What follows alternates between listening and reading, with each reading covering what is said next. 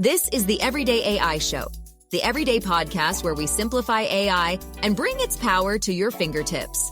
Listen daily for practical advice to boost your career, business, and everyday life. There's a new wave happening in the AI world, and it's not specifically about a new AI chatbot or the latest AI model or even agents.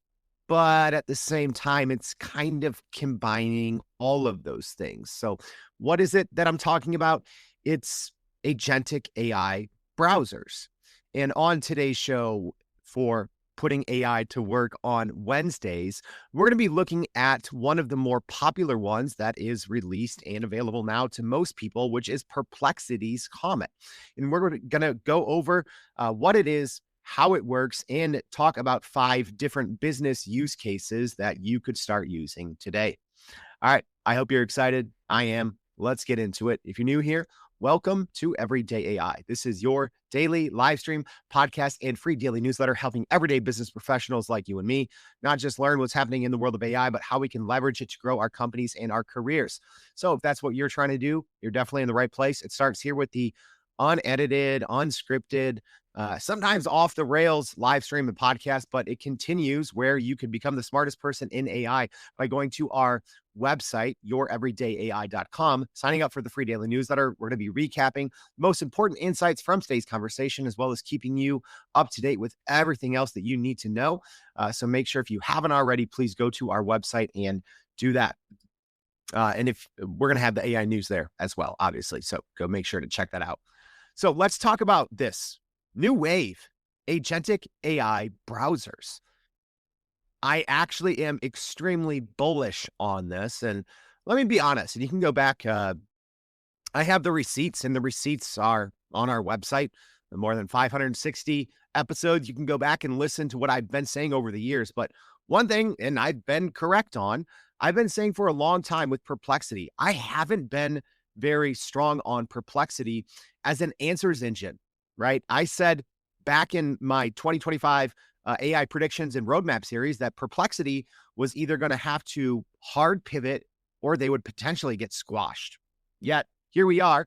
We've had a lot of reports about Perplexity potentially getting acquired. I don't think they are. A lot of those have been shot down over the last week or two. But what we've seen from Perplexity is a hard pivot.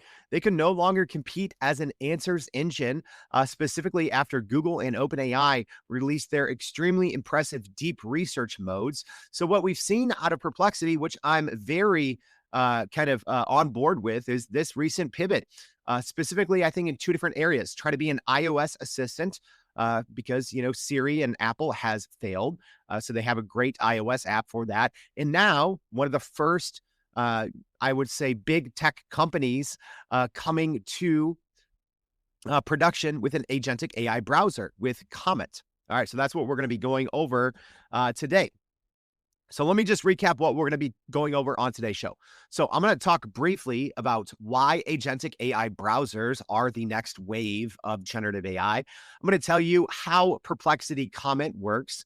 And then, because it is putting AI to work on Wednesdays, our new weekly series, I'm going to go over 5 business use cases that you can use and give you some examples of how I'm using Perplexity Comet as well.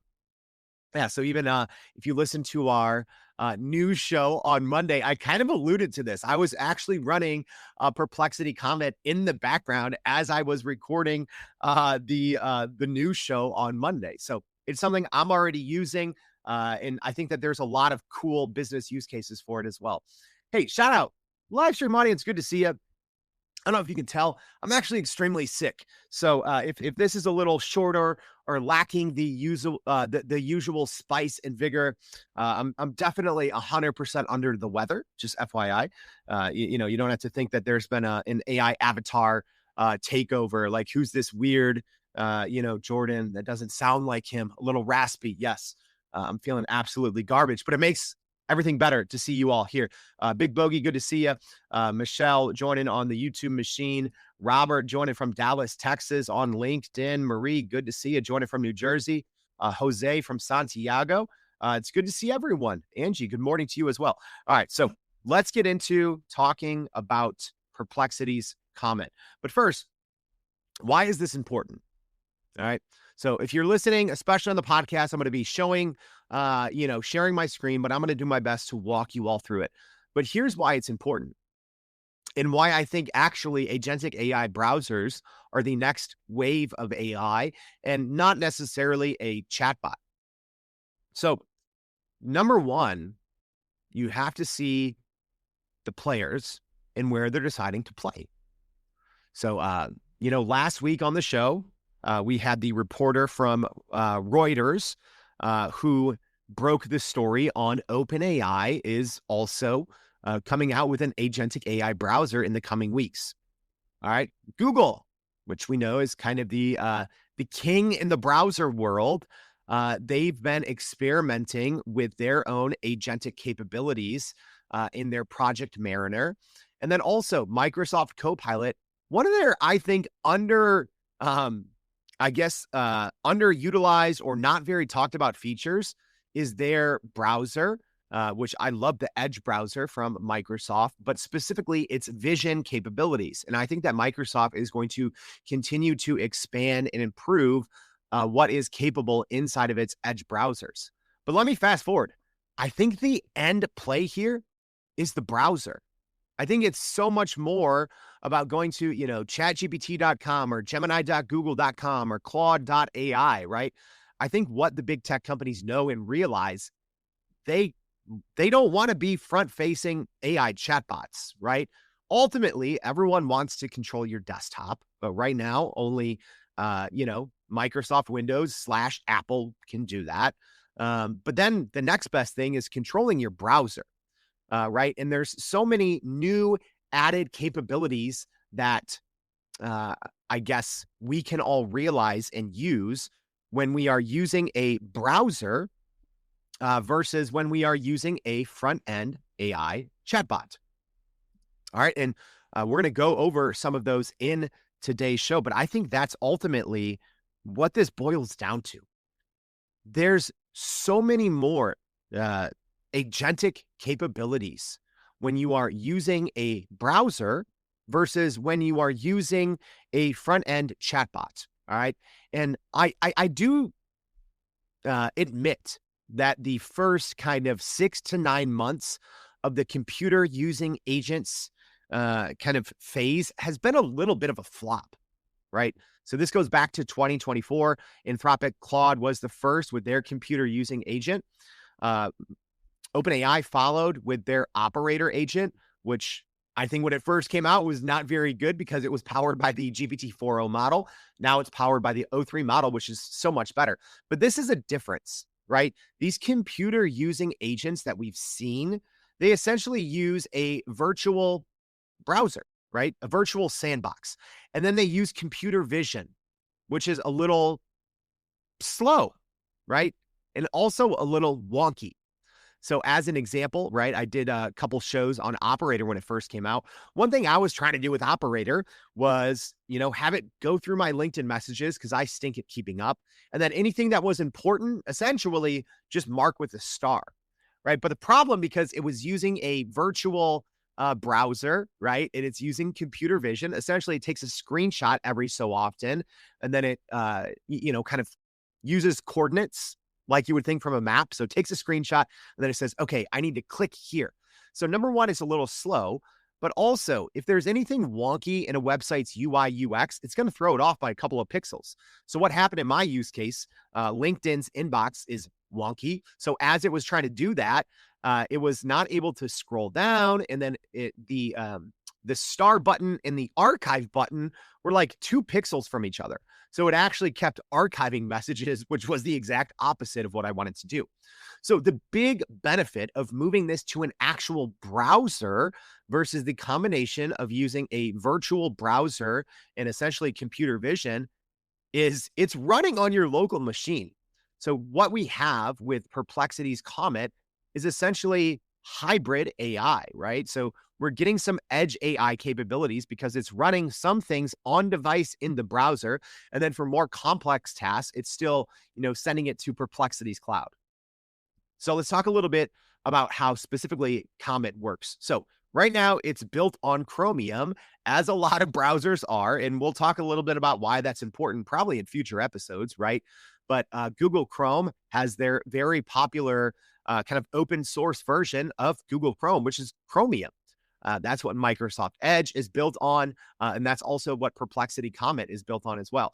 So there's pros and there's cons in that, but we'll talk about that a different day. But what that means specifically is when you sign up for Perplexity or when you're using Comet, you will have the ability to essentially log in with your Google Chrome or your Gmail or your, Google Workspace credentials. So it's going to save all your passwords, all of your bookmarks, all of your preferences are going to get imported directly. So that's big, right? Same thing with Chrome extensions. Everything just works.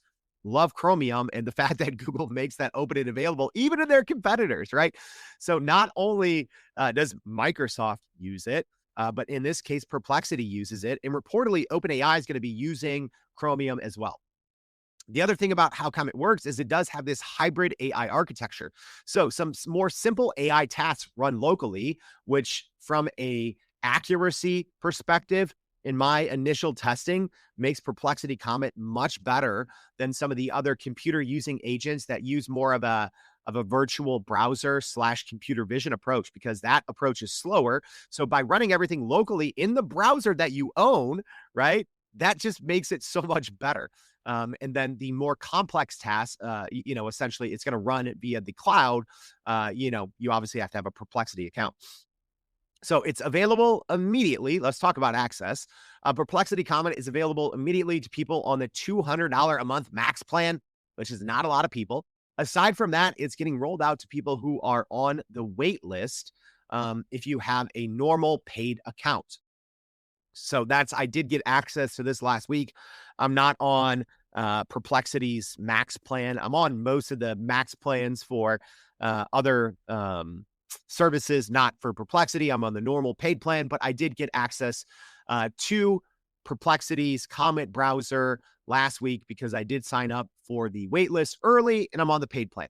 But Perplexity did even say that they will make this available in the future to free users as well, whether that's in a couple of months or a year. We don't know. But if this is something you want, if you haven't already signed up for the waitlist, you should probably go do that. If you are on a normal $20 a month Perplexity paid plan. And we shared about this in our newsletter as well. We told you, hey, go sign up now for the waitlist if you want access to it when it comes out, because sometimes it is like a month's or multiple months gaps, right, between people who have quote unquote earlier access if you sign up for a waitlist soon versus when it starts rolling out to everyone else. That's why you need to read our newsletter. We keep you up to date with all those things. Another thing to keep in mind with Perplexity's Comet is it also has the context of all your open tabs in the browser, which is really cool and a big difference on, how you might be connecting models like Gemini, Claude, or ChatGPT to different websites that you may want, right? So generally, you would have to leave a link or, tell your AI chatbot to browse the web and to go to certain web pages. And if you're running a deep research, it's going to go to hundreds. But how Perplexity works, Comet, is it has the context of everything that you have open, as well as you'll probably want to set up Perplexity's connectors in your account. So if you wanted to have access to your Gmail, to your calendar, etc. All right. Let me take a sip here because you can tell my voice is about shot already. Hey, at least for those of you that complain that I mumble on too longer, this will be a shorter episode just because I'm literally not going to be able to talk. But let's start live. Let's take a look. And as always, there's probably going to be a lot of things that go wrong doing live demos with generative AI, but let's just go ahead and give it a look. So one thing I'm going to start with, and we're going to see how this works. All right. So I'm going to start a couple for our podcast audience. I have the Perplexity Comet browser open right now. All right. It's on my screen. And like I talked about, it has all my Chrome extensions, my bookmarks, everything. So I've already logged into all my, different accounts that I may be demoing here. And again, I've connected it inside my Perplexity account to my different connectors. So it has access to my Gmail, my calendar, my Google Drive, etc. I hope that Perplexity will open this up to Microsoft's offerings as well. Their Outlook, I'm sure they will. But here's what I'm going to do, and I'm going to give everyone kind of a look around Perplexity Comet here, but I'm going to just start a prompt going. I'm going to say, recap the latest episode of the Everyday AI podcast. Please put that recap in a Google Doc, save it as a PDF, then go in my email and send that recap to, and I put my personal Gmail in there. And then I'm just saying, please do not ask for my input on anything else. Please execute this task autonomously, right? I'm just doing this for demo purposes, y'all. I want you to see some use cases on how I'm actually using Perplexity Comet and how you can too. But essentially, this is just a demo to show you how this works.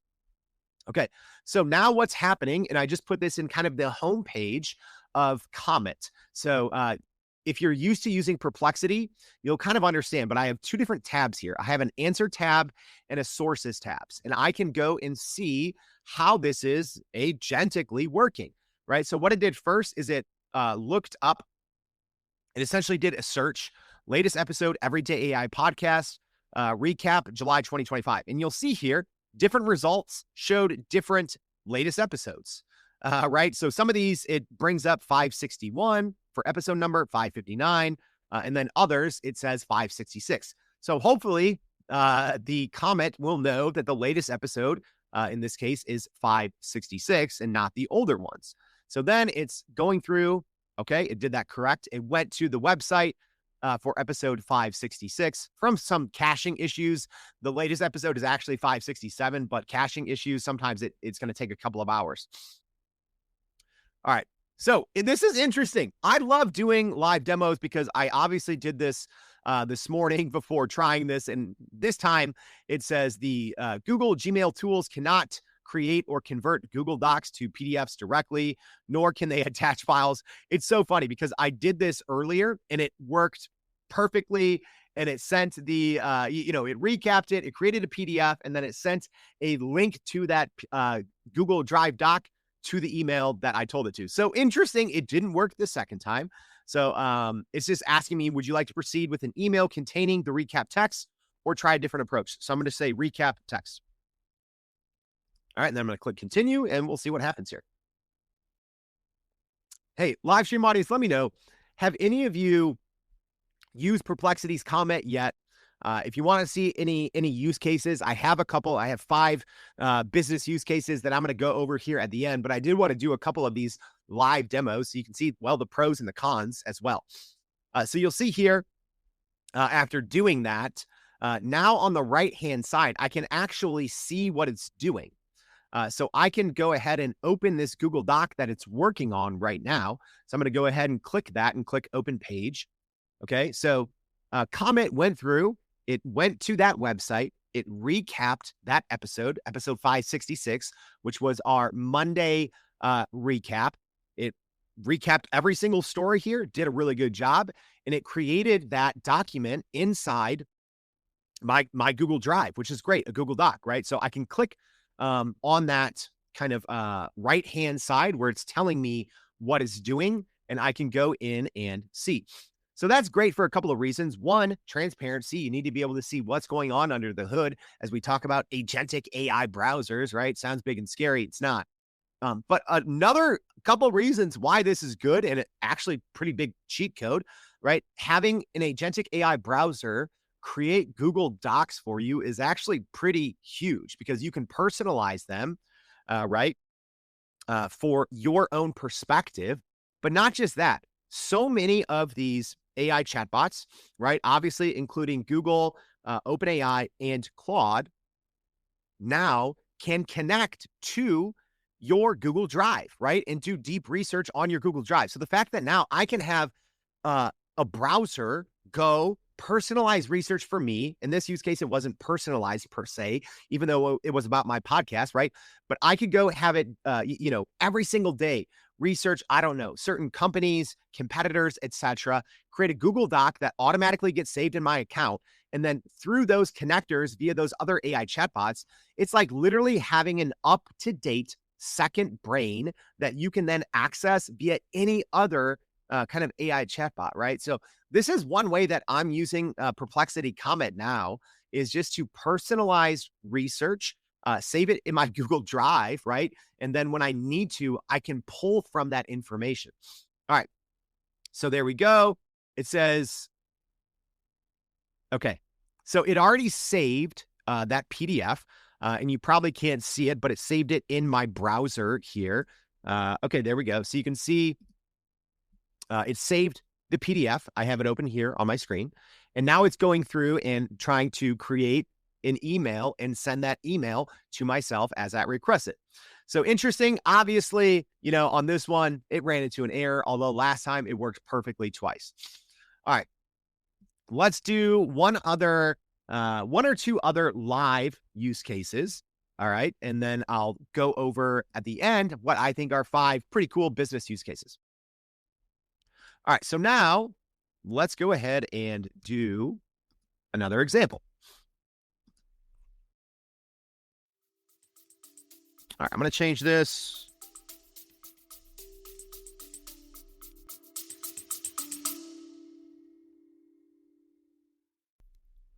When it comes to AI, it's all about trust.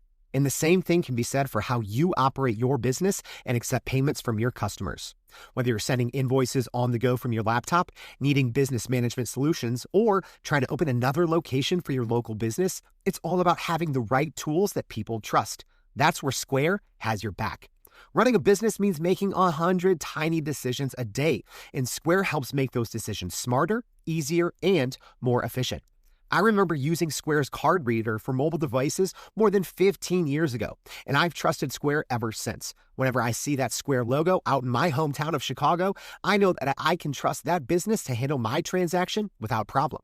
Square keeps up so you don't have to slow down. Get everything you need to run and grow your business without any long-term commitments. And why wait? Right now, you can get up to $200 off Square hardware at square.com/go/Jordan.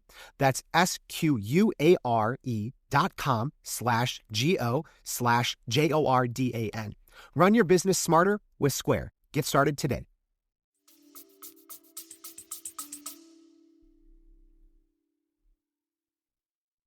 Give me a second here, y'all. I want to try to stop this other one from going. We'll see if this works. Okay, so here's what I said this time. And think of how this may not sound super impressive to you, but I said, look at my social media, Twitter, LinkedIn, calendar, Gmail, and give me a brief overview of what's happening. Don't worry about connection requests. Mainly look at what's trending in social media feeds and any important DMs, messages that don't look like spam or promotion, right? So because I have my Twitter and my LinkedIn logged in and saved, and that's another huge benefit of running these things locally, right? On your browser, is it's going to be able to have access to everything. So it went through, it looked at my calendar, it looked at my Gmail, and then it went through and looked at my Twitter and LinkedIn feeds as well. So I don't need to necessarily waste time, right? Even though I do go on Twitter fairly often, right? And I go there, obviously, to research to see what people are talking about in AI. And if I see, oh, this topic is hot, then I'll probably plan an episode around it after I learn a little bit, right? But it can be a very time-consuming task, right? Even going through your email, all those things, it's so easy to get distracted. And I think this is almost a great way to start your day. I would obviously personalize this a little bit more, give Comet a little more information on things you care about, things you don't, right? But this is just a great example here. It went through, it found some of my meetings that I have on my calendar. It went through my Gmail, it found some people reaching out. Great. Social media, it went through, here's kind of what's trending on social media. LinkedIn, it said top trends include AI-powered career coaching, advanced analytics for professionals. It went through some of my LinkedIn DMs. So great. So nothing, nothing that I think is earth-shattering. But right here, I would go through and obviously improve this prompt a little bit. I wanted something quick that wouldn't take a super long time. But I mean, right there, just a huge time saver. All right, let's do another one. In this one, we're going to get a little meta here. All right, so what I'm doing now inside Perplexity Comet is I said, look in my ChatGPT account for a certain chat. And I'm saying carefully comb through that information and find 5 highlights that I should go more in depth on. Then use Google Gemini to do more research on those 5 highlights. Here's a huge one that I love, right? It can take me a long time to go through my ChatGPT account, my Google Gemini, my Claude, etc. But if I'm logged in the browser, right, and some of these things can obviously take a while, right? But that's why I just have Perplexity Comet just kind of running, right? At least the past, I've been sick for a couple of days, but last week when I was demoing it a little bit, I just always have it running kind of in the background. And then I'm doing my main work in another window or in another instance that's not Comet. So right now I just have Comet kind of running. So in this example, I know, so I'm actually doing a speech keynote next week on Agentic AI, right? So I've been doing a lot of research, both, going back and looking at old podcast episodes, smart people I've talked to, making sure I have the most up-to-date, accurate information from July 2025, right?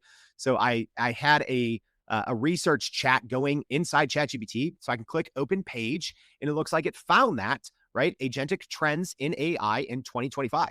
So I'm having, and this is so meta, right? I'm having Perplexity go into this chat inside ChatGPT, and you'll see here, it pulled up the correct one. That's great. It was a deep research. Or no, it wasn't a deep research chat. What was this one? Yes, it was. Originally, it was a deep research chat. I went through, I was having a lot of conversations with it. So I had Perplexity go look at this deep research chat, went through, pulled a lot of it. And then I'm telling it, hey, poke some holes, go find 5 more things that I should investigate a little further. All right, so let's see what it found. So it went in, it told me, okay, I found all this information. And then it said, investigating expert insights and recent developments on key agentic AI topics for in-depth understanding. So then what happened is it found 5 different things that it needed to investigate a little more. Agentic AI misalignment examples, that's a good one. Market size projections and funding in agentic AI. 3, platform ecosystem competition. That's a good one, right? 4, policies and government use of agentic AI in the regulatory climate. 5, approaches to building trustworthy human-aligned agents and auditability standards. That's great stuff. So not only did I not have to do that, right? It's probably something that I would have gotten to eventually. And I'm still going to go through and manually, do a lot of this work. But now it's starting to, it found some holes or gaps or opportunities in my original ChatGPT research. And then I'm clicking here inside Google Gemini. Let's see if it worked. All right. It looks like it's still going. It hasn't started yet. But I ran this through multiple times already, and it's going to start researching those different topics inside Google Gemini. I mean, mind blown.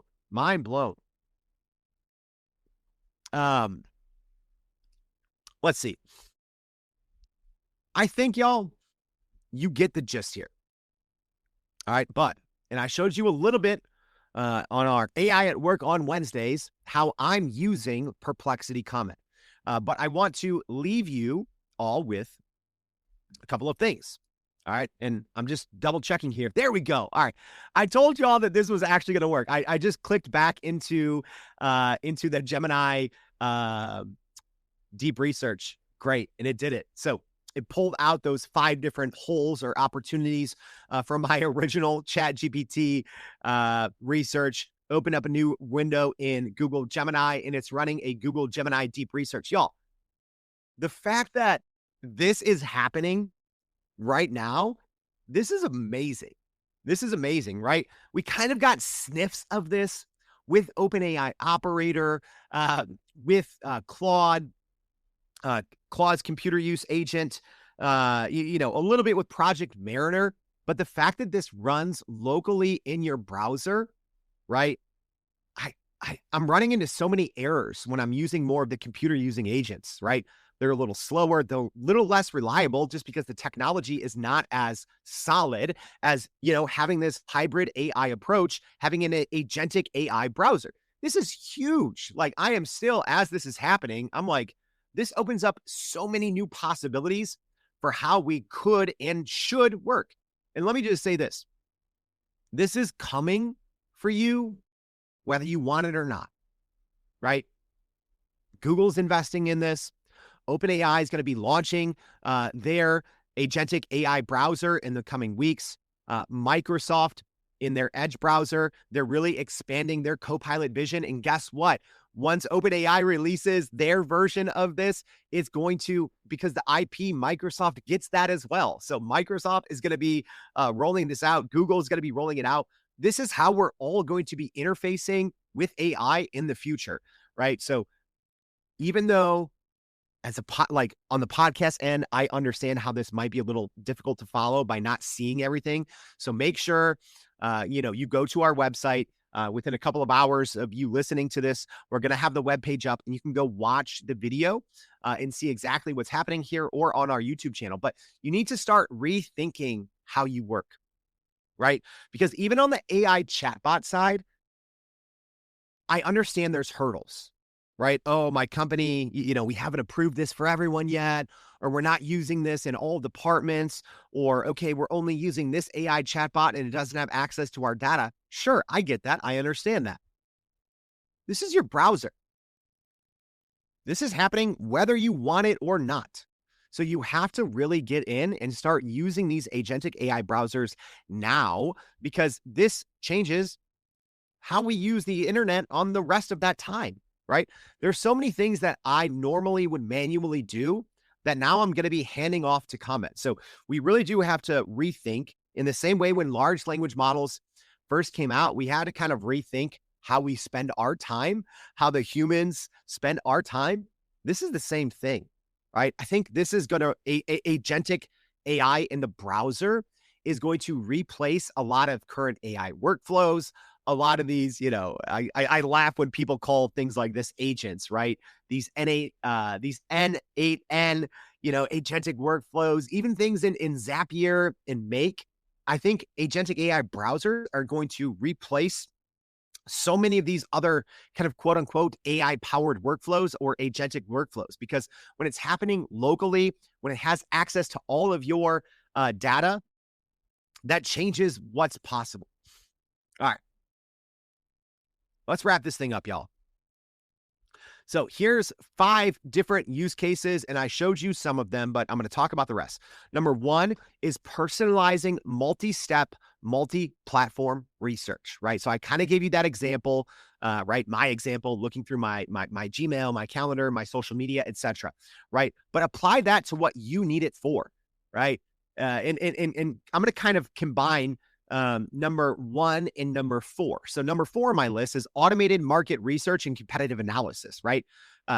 You have to give Perplexity more context, right? Because I'm not trying to spend an hour and a half on this show. I didn't go through and do that, right? I was just giving you very topical, very hopefully easy to follow. But the more information you give Perplexity, hey, here's who I am. Here's what I do in my role. Here's my competitors, right?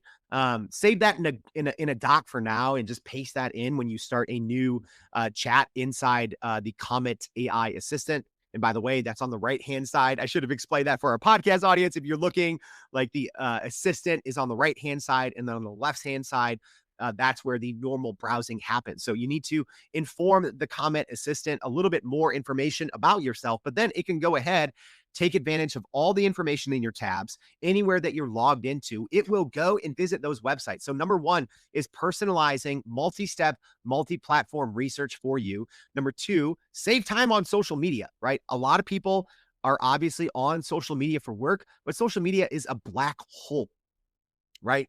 So just having it pull out specific business related insights, again, personalized for you.